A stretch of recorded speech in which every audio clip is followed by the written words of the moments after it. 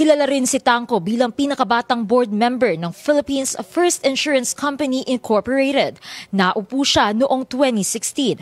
Siya rin ang president at CEO ng Maestro Holdings, Philippine Life Financial Assurance Corporation at PhilCare.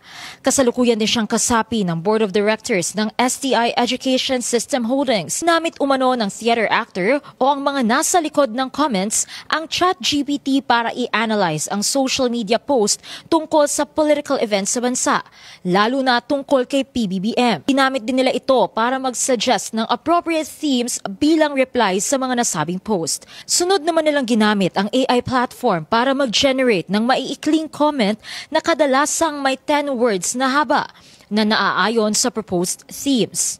ChatGPT din ang naging instrumento para makapag-generate ang theater actor ng PR pitches at statistical analysis na naging daan para mabuo ang 5 TikTok channel na pinopromote daw ang Pangulong Marcos. Tinawag ng OpenAI ang operasyon na ito bilang Operation High Five. Nagsimula raw mag-post ang 5 TikTok account na ito nitong mid-February.